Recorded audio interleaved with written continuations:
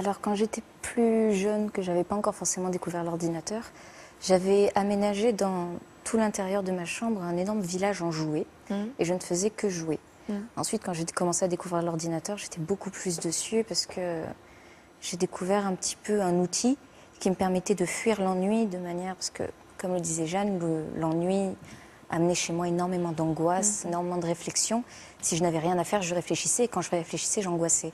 Donc en découvrant l'ordinateur, j'ai découvert une mine de produits anti-ennui et j'ai pu fuir l'ennui de multiples manières. Du coup, dès que je fuyais quelque chose, c'était pour me réfugier sur l'ordinateur où je faisais tout et n'importe quoi du moment que ça m'empêche de réfléchir.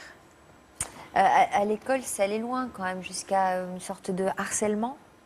Alors, c'était pas du harcèlement physique, je me doute que des enfants ont dû subir pire que moi. C'était plus dans l'humiliation continuelle, les brimades, c'était plus des moqueries, c'était plus des...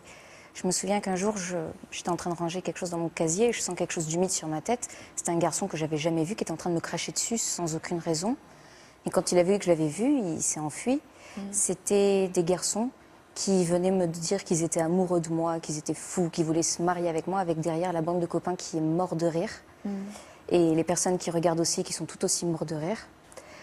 C'est les gens qui venaient...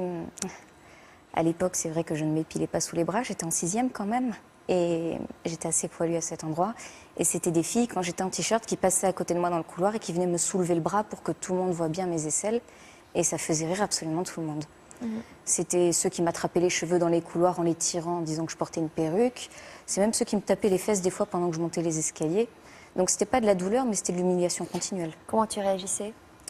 Je réagissais pas. C'est triste à dire, mais généralement je me taisais, je baissais la tête et j'essayais de fuir.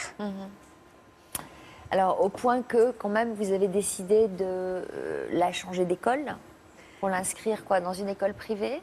Ouais, la sortir de ce collège.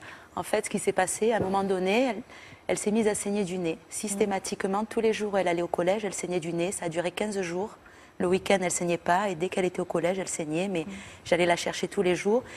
Et là, vraiment, c'était flagrant, quoi. C'était son corps qui a parlé avant elle, quoi.